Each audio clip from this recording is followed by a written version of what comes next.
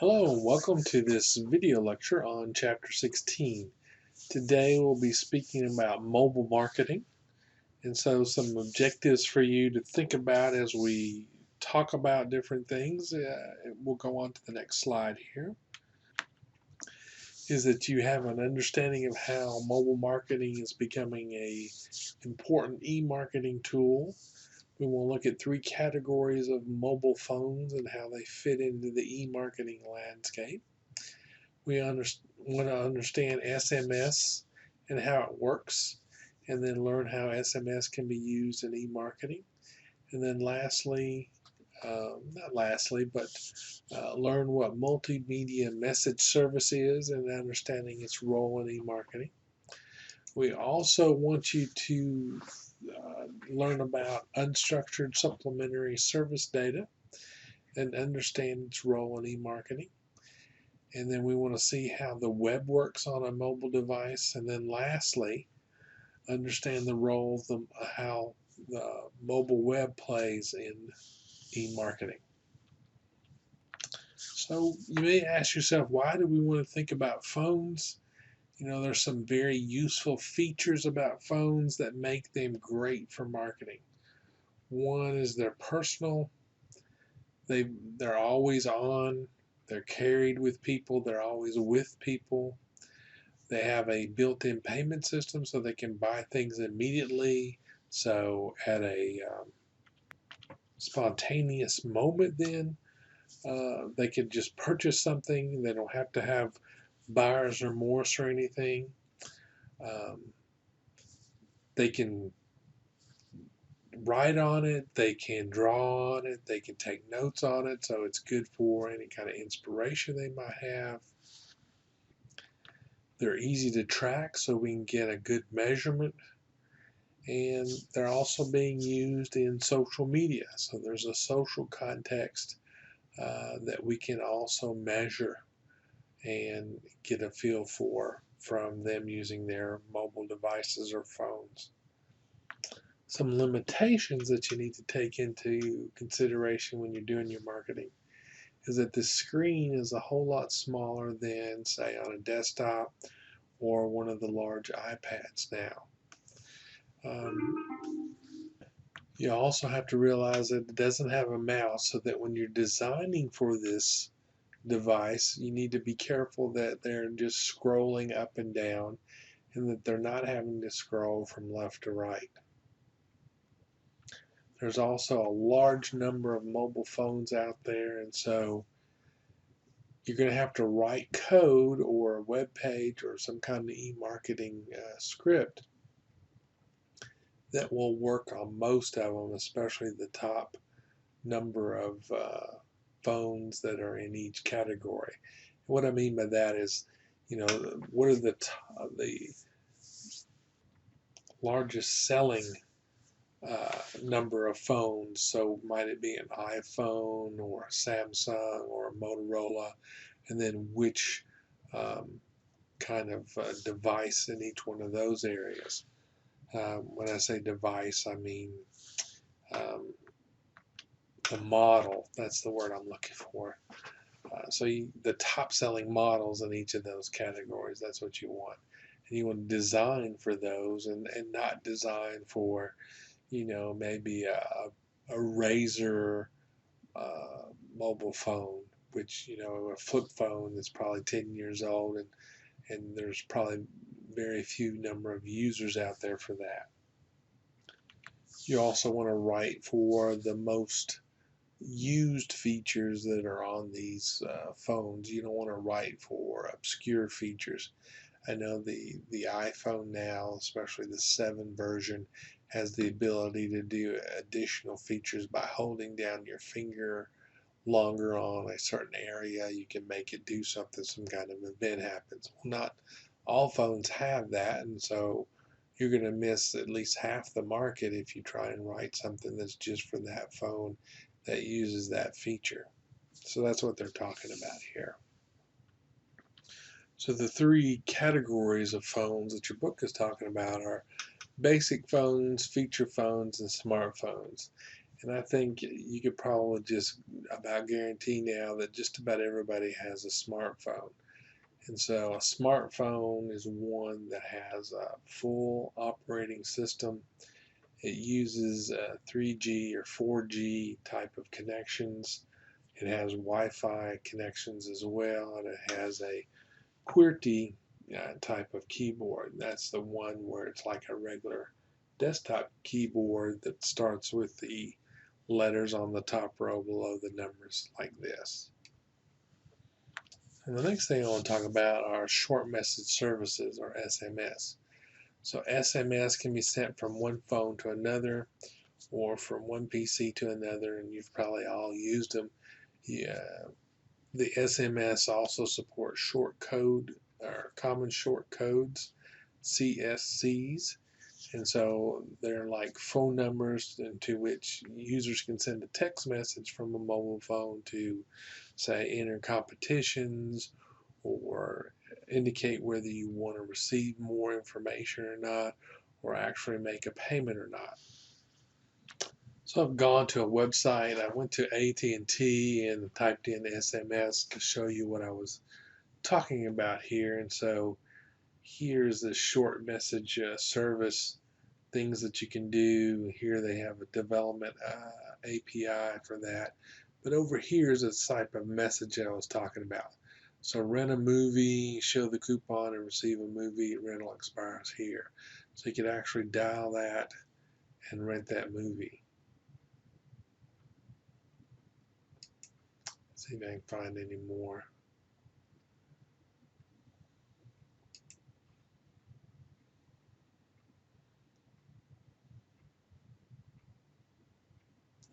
They're just typing in messages to get certain. Looks like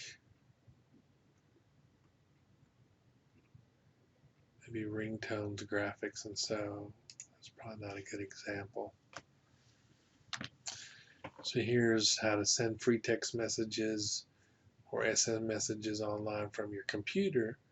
And so here's some free services, so on. I notice here's one that's in our area, Bluegrass Cellular, so on. Anyhow, so again, we can use that for our marketing. If you want to spend more time with that, you probably should, especially if you're going to do any kind of marketing to mobile devices.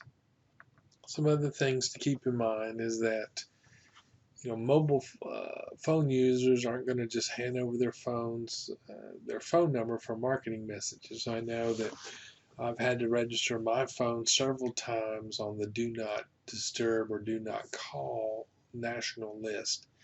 And this seems to work for a while, and then all of a sudden the marketers abandon it and they get a hold of your number and they start selling it to other marketers, and before long you're getting all kinds of phone calls. And so that can be irritating, and depending on which state you're in, it could result in some lawsuits.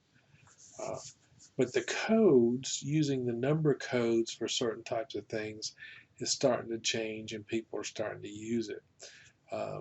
Some different keywords that you might see, stop and help. And so I know I recently signed up for some marketing services from my pharmacy, and so I can order um, uh, medical prescriptions or get refills through the pharmacy. They text me when they're due for a refill. They ask me if I want a refill, and then they have some other advertising they might do if I log in. But all that can be stopped by typing in keyword stop or what other keywords they're looking for in terms of to continue on with the service or not continue on with the service. But you always want to get their permission first. You just don't want to just bombard them with marketing and they haven't asked for it. That's going to leave a negative image about your product or service, and you surely don't want to do that. And so some different ways to think about using those SMS messages is one for customer relationship management, any kind of promotions that you might be having. You can use them to receive messages from prospects or customers. You might put up a code that says, type this code in order to get more information. And then once they get that link to that more information, you can then ask them for some contact information, so that then that goes into your CRM application. A lot of times, if you're running a competition, you might use that as well with your messages. Now, as you're sending out these messages, you need to think about, do you want to use any other types of multimedia with that text? And what we mean by that is, if you're going to send out any graphics, audio, video, or images, I would make sure that they're all scaled down and they're very, very small. If you've not done any web development, you need to realize that when you take a picture on, say, the cell phones today or a nice camera, they're 3 or 4 megabytes each. And if you send a bunch of those, that's going to come down very slow to somebody's mobile device, and they're likely to click off. And so what you'll need to do is get some kind of graphics program and reformat them so they're down around 200 or 300K each. And that'll make loading on your website or along with the messages much quicker. Now, there are different protocols that are in use to download this content. One is called WAP, and you would learn more about this if you were into web development. These messages are also good for viral campaigns where people can send it to each other and to other people that might be interested in your product or services. And so think about how you might get others to send that on to their friends. You also want to be aware that these mobile devices can connect via Bluetooth, and so if you have something close by that you wanted to broadcast out to, you can make use of that. And so the range is rather limited. So let's say you're wanting to do something where they're walking down an aisle and you wanted to send out a signal to those that wanted to have that marketing campaign come out to them. So they could use the Bluetooth to do that, and you could use some kind of device to emit your marketing. So maybe some kind of beacon you would have. Then there's also USSD, which is an alternative to SMS. And USSD is the unstructured supplementary service data. And so you may be aware of this or not, but usually on your phone, when you type in pounds to some number or star some number pound, you can get some kind of messaging back. And so that's another thing that you might be able to take advantage of in order to do some marketing. And so that marketing then is a service that the user starts, and they enter the code on their phone, they send it out as a request to the network. So it's nice for self-service customers to get. I know that on my data plan, AT&T will send out a reminder when I get to 75% of that, or I can always use that a code that I can type in, and it'll tell me how much data I have left for the month on my family package. Other things that you might be able to do with it would be like voting on a television program, or again entering some kind of competition.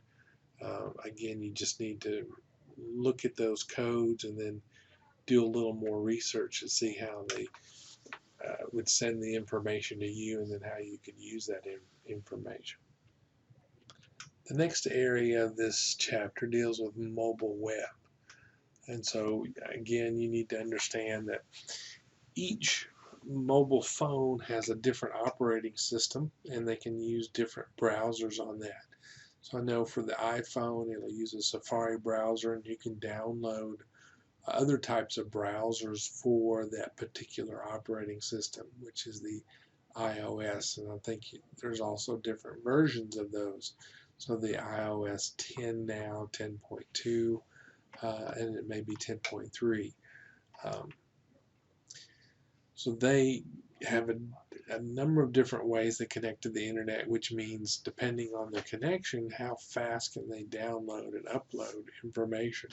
You have to think about your multimedia again.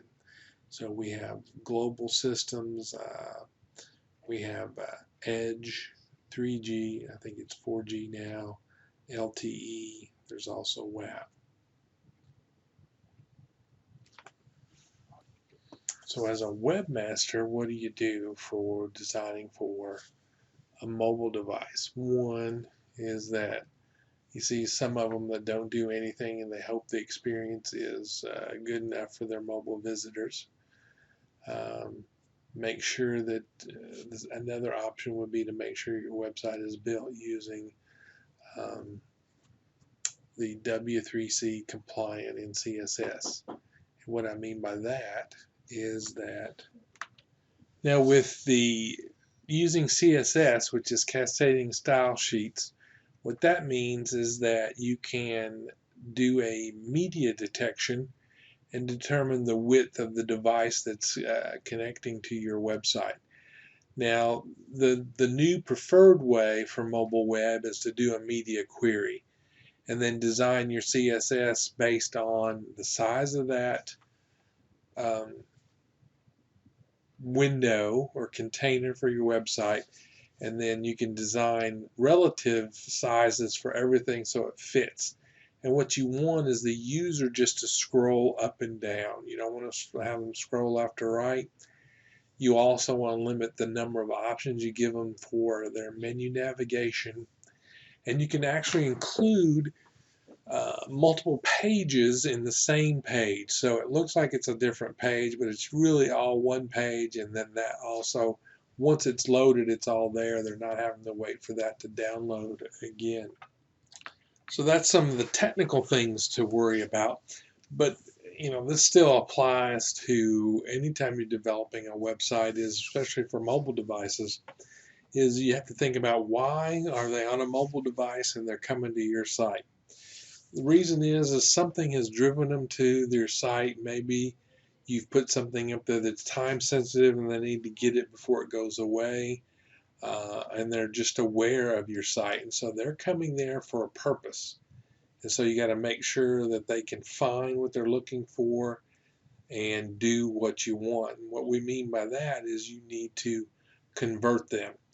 Then for converting somebody, you want to make sure that they're either buying something, they're downloading something you want them to have, or they're providing their name and contact information for something that they're coming to your site for.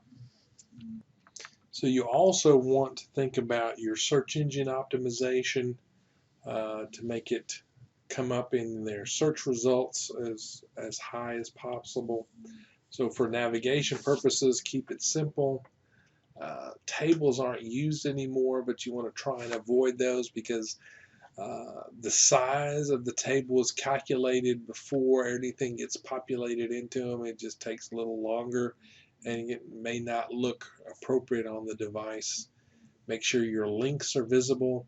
You can use your CSS cascading style sheet code to make those links a little bit bigger than a normal link. Make sure they can see them, make sure they're blue.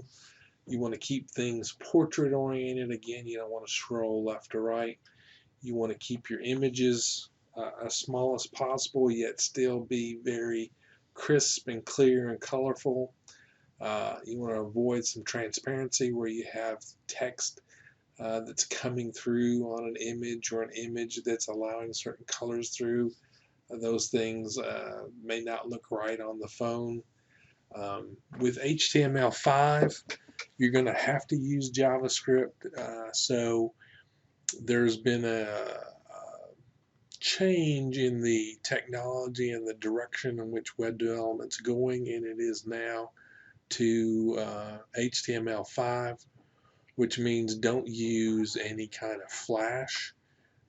There's video tags and audio tags that are built into HTML5, and so you want to use that. Now, in terms of the JavaScript, you may need to think, do some people have that turned off on their phones? Do their browsers even enable or make use of JavaScript? If it doesn't, then the code you're writing won't get executed.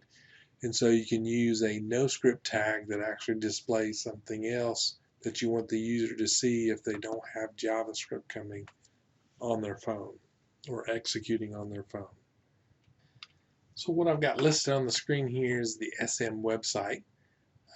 You can see what it is, and I'm in Chrome, and so with Chrome I can do a Control-Shift-I, and I can turn on the code, the HTML code, so you can actually see it. So you see this first tag at the top that tells me it's written for HTML5 and so on. But then notice over here to the right, this is another file that's linked. So you can see these are all JavaScript files that are tracking codes from Google. And give me a second here.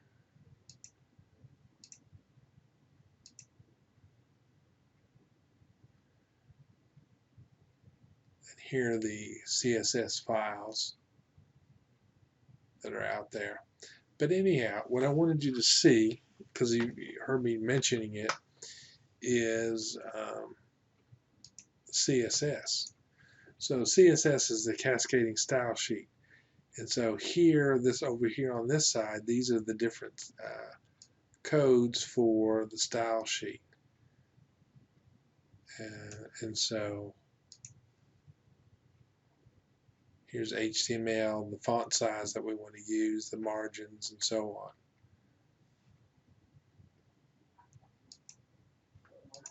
And I did have that media query up on the screen. It automatically showed. Let's see if I can find it again. Just depends on where we were at when it opened.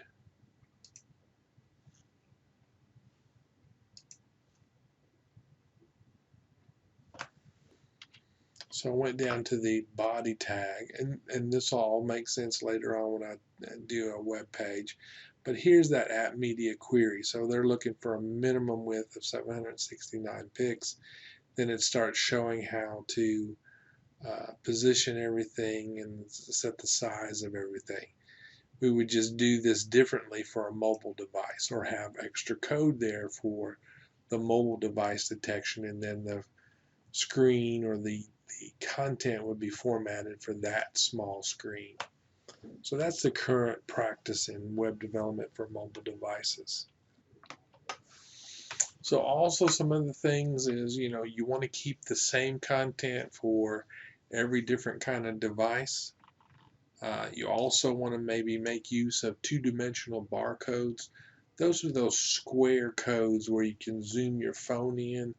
I call them quick codes or QR readers, where a user can, if you're doing some kind of marketing, user can then click on that or scan that, and it'll send them to your website and get additional information. I've seen them used in magazines as well. You could use them on flyers, and so that's another thing that you might use on your website. When we talk about listings, natural, organic results, and paid for results. And I think I've showed you that before, but the paid for results always have a little ad next to them. In Google, the natural, organic results are the ones that are listed below the ad. So when it comes to search engine optimization, you want to try and do things to your website so that you get the highest listing in your organic results on your search engine results page, or the SERP.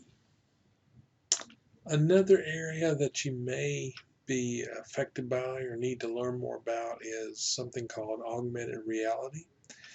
And that's when computer graphics are projected into the real world, and you're using the use of computer graphics. So it combines real and virtual, and it's very interactive in 3D. and it's in real time. I'm trying to say the next line. It's also in three-dimensional. Um, and so, as you think about that, are there any ways that you could use your marketing skills to go into virtual reality or augmented reality? Um, so that's something else to be thinking about. But again, you're going to be using those mobile devices, and how are they going to use it? I know that virtual reality was popular, it got popular, but it wasn't very good technology then I think. You see, Samsung Galaxy is coming up with a thing you can pop their phone into. You can see that virtual reality. I think Google has some uh, cases you can buy to pop in your phone and do the virtual reality. And so it may be that you come up with something so unique and so spectacular, people will want to watch your video. It'll go viral, and that could help drive people to your site in order to you do convert them however you want, whether that's purchasing or just reading something or downloading something. So if you summarize this, think about going mobile. People, more and more people, I think 90-some% of the people, maybe 98% of the people have mobile smartphones now.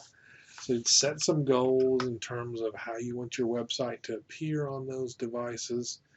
Think about how they're going to be using that when they interact on your website.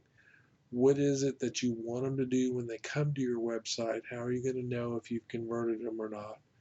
And then, also think about, is this part of your overall electronic marketing strategy? So you got different types of social media, you've got email, you've got mobile devices, you've got computers. Uh, you can have something in all different areas. And so this is just one component for your marketing. So some pros and cons. The pros are that with a mobile phone, you can reach just about anywhere in the world. Lots of people can afford these devices, although they're getting more and more expensive. I think I heard the next iPhone may cost $1,000 if you get it with all the different features. People know how to use a phone, so you don't have to educate them very much on what to do, what to push, what to look for, how to move around on the screen, and so on. There's some downsides of mobile marketing is that you have a very small screen space. Uh, you're going to have to explain privacy and permissions and not just have them opt in all the time. You're going to have to let them select whether they really want to get this marketing or not. And if you're going to develop your own websites, that's going to be more costly. If you're going to develop an app for your product or service, that's going to be even more costly. And so you run into some feasible issues. Now, I'll also say this, that if you use something like a content management system, say like WordPress, Joomla, Drupal, usually you can add in a module and you just press a button and it automatically converts your website to a mobile site for you. So you just got to look and see what kind of themes are out there for that and see if this is going to meet your needs or not. And so this ends this chapter on mobile marketing.